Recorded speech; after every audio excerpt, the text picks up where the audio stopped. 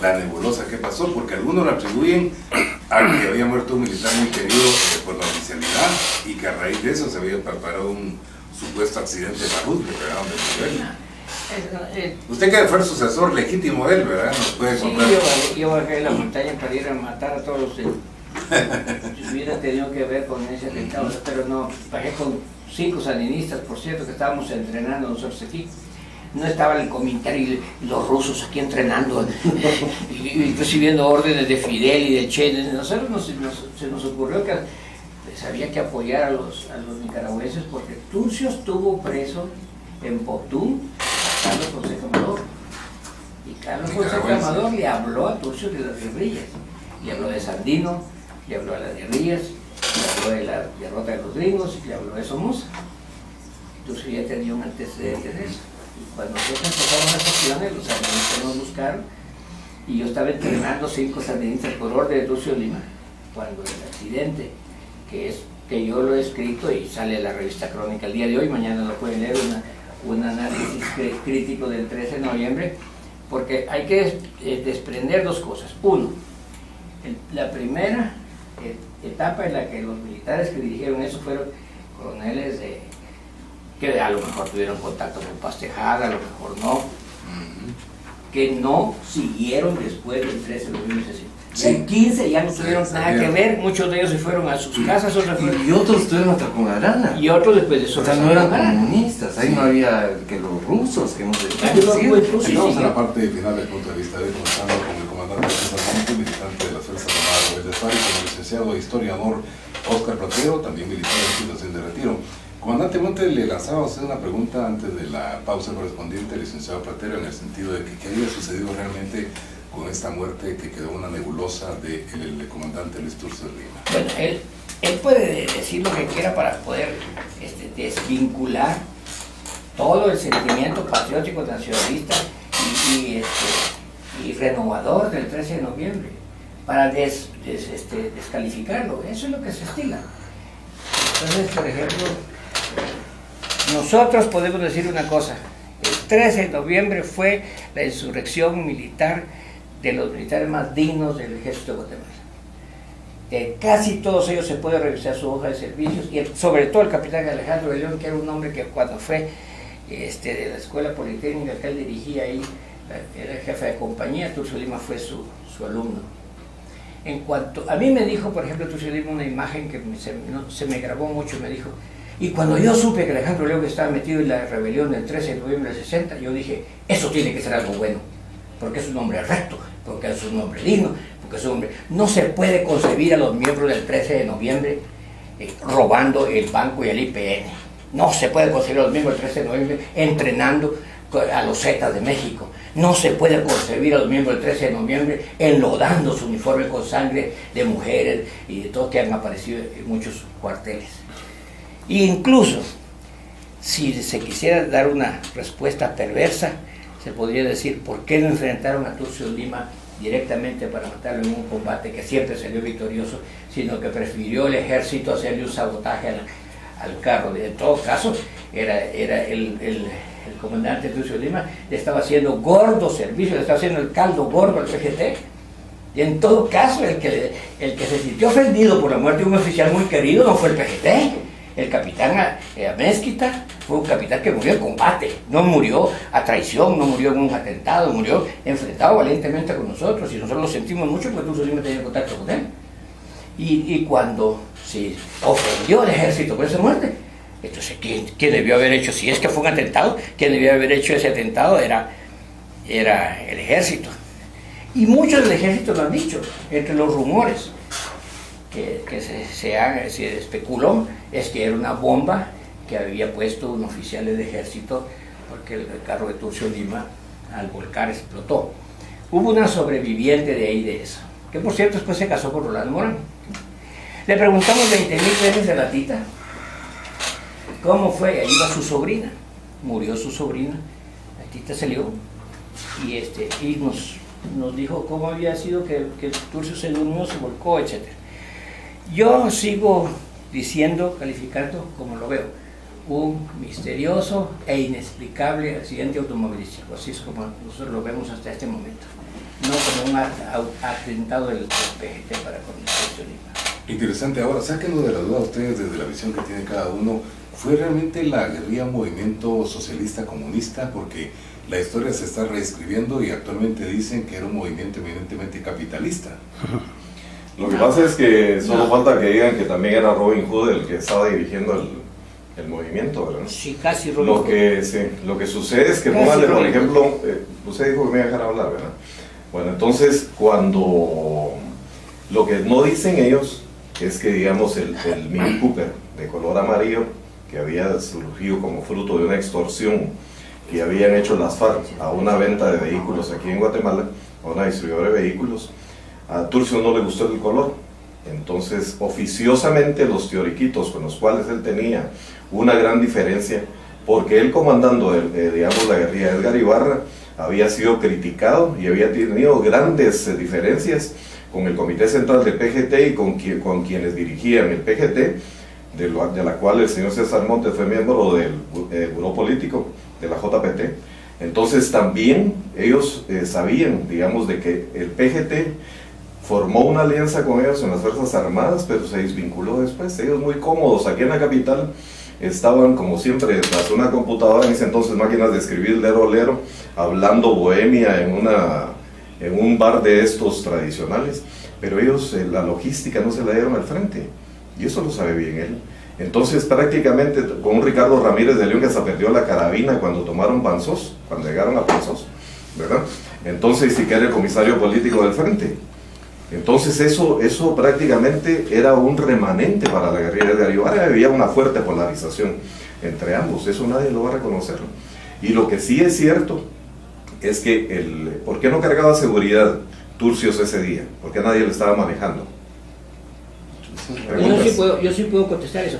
Su seguridad se llamaba Juan Lojo, hermano de un oficial del ejército, de apellido Lojo, españoles. Ambos hijos de españoles, y madre española, padre español, pero nacidos aquí y naturalmente ya tenían esta nacionalidad. Y Juan Lojo, que era un estudiante de psicología muy capaz, muy amigo e íntimo amigo de Otto René Castillo. Él estaba ahí de seguridad, de jefe de seguridad de Turcio Lima, y era el que conducía, y era un magnífico conductor. Por razones de alguna falta interna de incumplimiento de Juan Lojo, Turcio Lima lo sancionó y le dijo: hoy salgo solo, te quedas arrestado en la casa. Fue Turcio el que decidió que no llegó a seguridad. Nosotros estuvimos sí me consta. ¿A quién le consta? A las personas que estuvieron ahí. Estaba Tita ahí cuando salieron, y la Tita, que sobrevivió durante mucho tiempo, nos relató eso, y nosotros estábamos absolutamente seguros. Además, Juan Lojo está vivo, Juan Lojo puede ser entrevistado en México. Si yo no hablo cosas así nada más sacadas de la visión maléfica de que viene la Cruela y ordena que... No, hombre, que aquí los gringos se han metido aquí hasta la cocina. Y aquí han habido militares patrióticos, rectos, dignos, y ha habido militares cochinos, serviles a los gringos. Hay una sobredeterminación gringa aquí terrible. Hay una sobredeterminación que nosotros, por ejemplo, en la guerra llegamos y capturamos a un norteamericano de apellido Hornager, que era de las tropas especiales, ya entonces eran Green Berets. Y ahí se subía a la sierra solo él, con todas sus habilidades, y entonces lo capturamos, y los campesinos de nosotros eran más hábiles que ellos. Nosotros aprendimos con los vietnamitas a hacer la guerra popular. Y aquí no es cosa de que si se avergüenza de ser comunistas o no se avergüenza. Yo fui miembro de la Juventud Patriótica del Trabajo, llegué a las más altas esferas del partido por mi actitud combativa. Y sí es cierto, yo mismo y Turcio Lima y John Sosa cuestionamos las actitudes de los que estaban cómodos en el PGT, en sus puestos, en sus máquinas de escribir, en sus casas clandestinas, y que eran capaces de morirse en las torturas que infligía el ejército de Guatemala, terribles torturas hasta la muerte, sin delatar a ninguno de sus compañeros, pero eran incapaces de tomar una trinchera. Y yo me formé con los que sí eran capaces de tomar trincheras: Alejandro de León, Turcio Lima, Ferro Esquivel, y el más grande de todos, Turcio Lima. En dos palabras, entonces, ustedes sí reconocen, comandante Montes, de que el movimiento insurgente en Guatemala sí era de filiación de ideología socialista comunista. No empezó nunca como ideología socialista. Empezó cuando John Sosa cuestionó el PGT incluso les demandó que le hicieran una entrega de armas y de municiones y de otras cosas para ellos en 1964, creo, estoy casi seguro. Los que salieron a la palestra fueron unos voluntarios que vinieron, Adolfo Gili y otros que vinieron de Perú, de Bolivia, de Argentina, y dijeron: nosotros somos revolucionarios internacionales que venimos a ayudar, y nunca dijeron que eran la Cuarta Internacional, y le dijeron: nosotros le traemos los fusiles, le trajeron fusiles, armas, comida y todo. Entonces John Sosa, sin averiguar bien quiénes eran, dijo: yo mando al carajo esto del PGT, todo lo que se llamaba, entre nosotros se llamaba logística y servicios, creo que me acuerdo que se llamaba logística y servicios, quedan fuera todos los del PGT y entran los internacionalistas, y era la Cuarta Internacional Trotskista, y ahí fue la primera ruptura. Eso tiene toda la razón, fue la primera ruptura, porque entonces lo que ellos quisieron decir, los trotskistas quisieron decir, Fidel mató al Che y traicionó al Che, no lo había matado, no había muerto. Fidel traicionó al Che y lo mandó al Congo porque era trotskista. Nosotros somos trotskistas, entonces nos adueñamos de John Sosa y produjeron un periódico que se llamaba Revolución Socialista. Tucio Lima y yo nos quedamos solos porque el PGT era inconsecuente con la lucha armada. Tenían una línea de preparación para la lucha armada. Y le decíamos preparándose para el siglo XXI, ¿cuándo? No sabemos. Entonces, y por otro lado los trotskistas, entonces no dijimos ni uno ni los otros. Entonces nos quedamos en la posición que se llamó la posición de la Jería, Edgar Ibarra, que ustedes lo han reconocido en varios libros, la JEI. Ellos tienen copias originales de la carta de la JEI porque se nos cayó en un combate ahí. Entonces, de un combate de un militar recto, digno del ejército que no se enfrentó, Ponce, y nieto, no, creo hijo, de Ponce Baides, que me sacó a mí corrido, todos ahí en Panzón después del combate de Panzón. Y sí es cierto que después de eso surgieron comandantes de opereta que habían olvidado la carabina. En medio de un combate, olvidar un arma en la guerra era motivo que lo fusilaran a uno. Tucio Lima, por generoso, no fusiló a Rolando Morán, porque efectivamente Fidel Ponce, que está vivo, y además de eso es padre de un militar, Ponce Bollers, y padre de un viceministro, Ponce Bollers, que está viceministro de Armada, nos confiscó la carabina y dijo: esta no se las entrego, yo sí que la tengo guardada como recuerdo. Y Tucio Lima firmó un papelito que le dijo: vale por la gasolina aquí, pagadero el día del triunfo de la revolución, y luego me está cobrando Fidel Ponce a mí esa gasolina con todos los intereses, yo le debo varios pero eso sí, en eso tiene toda la razón. Después de eso vinieron una serie de gente que nosotros le dijimos, lo que él está usando como término despectivo, nosotros lo usamos. Los teoriquitos de la revolución, que después de eso los calificamos como los comandantes de 5 estrellas porque se mantenían solo en hoteles de 5 estrellas. Eso sí fue. Y entonces fue donde ya la revolución, después de que se desprendieron de los trotskistas, entonces ya adhirieron a una posición más cercana al PGT y a todos los comunistas. Solo quisiera aclarar que, en primer lugar, Regis Debray no representa el Che. Yo hablé con la gente con la que estuvo Regis Debray y estaba sorprendido yo que el Che le dio una paliada horrible. Le dije: ¿usted qué está teorizando sobre lo que nosotros hicimos si usted jamás ha hecho nada? Usted es hijo de una alcaldesa de París, un filósofo, es muy bonito sentarse aquí en una banda que le den comida y escribir la cantidad de babosadas que usted dijo, vaya y fájese. Entonces por eso se fue detrás del Che a Bolivia. Llegó allá, le cayeron los primeros zancudos y la primera llovizna y entonces dijo: me voy a ayudar en la solidaridad internacional, igual que el otro que menciona Platero, que era hijo del premio Nobel, salió volando y se fue solo a caer preso, igual que el otro, porque parece que la historia en muchos lugares parece cíclica, se repite. Allá también, aquel teoriquito, hijo de, que cayó preso, soltó la sopa y traicionó al Che y contó todo. Regis Debray. Y Regis Debray no representa. Lo que sí quisiera decir también, aclararle, porque si él trabaja de historiador, es bueno que tenga claro que la OSPAL fue en 1965. Fue la Organización de la Solidaridad de los Pueblos de Asia, África, América Latina. La dirigieron 3: Fidel Castro, Pham Van Dong de Vietnam, que eran los que estaban derrotaron finalmente a los norteamericanos, vergonzosamente los derrotaron, y Tucio Lima, un militar guatemalteco en el centro de la panorámica guerrera revolucionaria mundial. Y ahí Tucio Lima les fue a decir a todos los comunistas: ustedes no van a hacer nada porque la revolución lo que necesita es que se haga la revolución, no estar hablando de la revolución. Y por último, yo fui invitado al año siguiente a la OLAS, en donde sí fue una reunión en el 66, reunión de Organización Latinoamericana de Solidaridad, que lo que se trataba era de conjuntar la acción de todos los movimientos guerrilleros de América Latina, porque entonces sí se pensaba que como los comunistas de Bolivia traicionaron al Che, los revolucionarios armados hiciéramos algo para aupar, no mandando tropas ni nada de eso, sino que crear las consignas del Che de 1, 2, 3, muchos viendo. Interesante, ya tenemos solamente 4 minutos para optimizar el tiempo que nos queda, licenciado. Pues usted tiene la culpa porque diseña esto con muy poco tiempo. Si es una persona como él que va a hablar de la historia, que puede tener sus interpretaciones históricas correctas y algunas incorrectas, algunas pues son las cosas de que, perdón si le aporto para precisión de eso las fechas.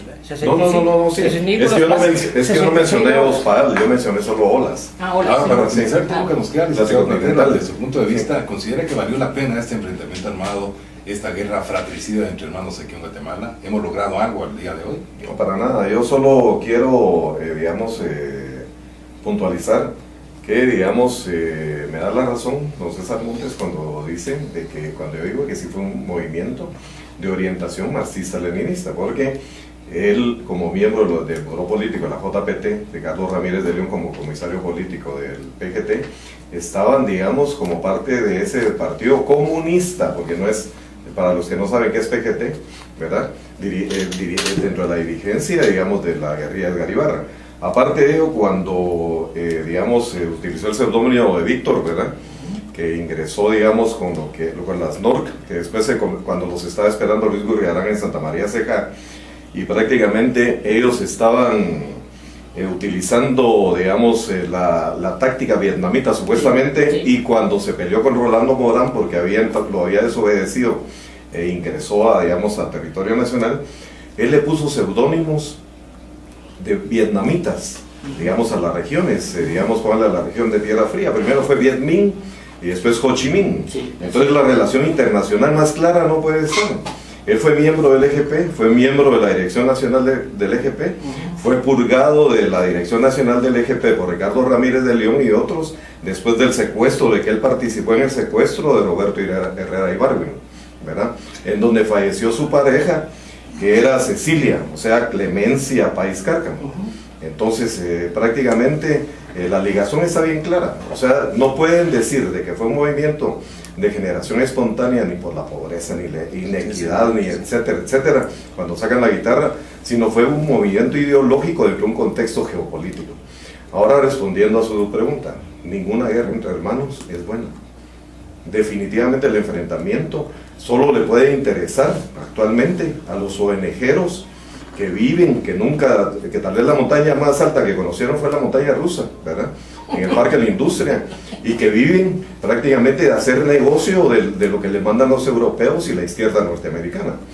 Entonces Guatemala tiene que ver para adelante, pero lo tenemos que ver primero hablando la verdad, y en segundo lugar, ya no tiene que haber enfrentamiento, pero no va a haber enfrentamiento cuando cese la persecución de los militares. Comandante Montes, desde tu punto de vista, estamos con la situación que se vive actualmente ante un posible resurgimiento de la insurrección armada. Sí, estamos en ese peligro. El día de ayer nuestro diario publica en una de sus páginas interiores un titular muy grande que dice: matan agricultor, también era líder comunitario. Usumatlán, el líder comunitario Raimundo Alonso Borja, que se llama Edmundo en realidad, Alonso Borja, de 62 años, murió tras un ataque armado en la comunidad del Jute. La última vez que lo vieron fue el lunes en la mañana, cuando salió a colocar unos postes en un terreno. No estaba armado, ni estaba preparando armamento, ni minas, sino que preparando un terreno para la producción. Evangelina Morataya informó que su esposo se dedicaba a la agricultura, era miembro de la asociación Nuevo Amanecer, se dedicaba a la protección de la sierra, de las minas y a los derechos de los campesinos y al río Teculután. Eso es lo que él defendía. El lugar alejado donde fue encontrado es el Ujustal, ahí están los datos, y según información de las fuerzas de seguridad, el hombre sufrió 3 heridas de bala en la cabeza, una en la mejilla, otra en el brazo derecho y una en el pecho. El Ministerio Público no encontró casquillos, por lo que se presume. Esto fue un atentado hecho por por una transnacional. El día anterior él había desfilado, no votando, sino apoyando a los que votaron en Teculután en contra de la hidroeléctrica. No porque nos opongamos a las hidroeléctricas en general, sino porque hay 300 kilómetros de tomas que se van a destruir si se pone una hidroeléctrica arriba. Hay ahora 20 modelos diferentes de hidroeléctricas que se pueden hacer, que no signifiquen hacer una gran cortina y hacer otras cosas. Nosotros estamos trabajando como en un convenio entre Asociación Río Teculután Sierra de Minas, que se llama Artesim, el Consejo Municipal de Teculután, Defensor de la Naturaleza y la Fundación Tursurim. Somos constructores de la paz. No queremos otro enfrentamiento. Aquellos que hablan del enfrentamiento armado interno son los que nunca tiraron un tiro ni nunca agarraron un fusil. Porque yo he encontrado muchos de los que estuvieron enfrentados contra mí en el ejército y me han respetado, y me han tratado con respeto aquí, y los militares salvadoreños más todavía. Y cuando estuve con los militares, ex militares vietnamitas, que eran de los títeres que estuvieron ahí con norteamericanos, fuimos juntos a colocar una flor a un militar marín que murió en Vietnam en la época que yo estuve en 68 durante la ofensiva del Tet. Nosotros los que hemos estado dando la vida por ideales y no por dinero, y no por tener una ONG, ni por tener una... Yo no soy candidato ni siquiera para presidente municipal o alcalde de Chiquirichapa. No quiero ser candidato porque me parece que toda la política está corrupta, me parece que este Estado se nos está perdiendo, me parece que somos un Estado fallido, me parece que tenemos 40 conflictos. No podemos estar ahorita cerrando carreteras cuando lo que necesitamos es tener abierto todo para sacar a la gente de la pobreza. Pero en fin, lo que obliga a eso es que no hay dinero para los hospitales, no hay dinero para comprar las medicinas, no hay dinero para...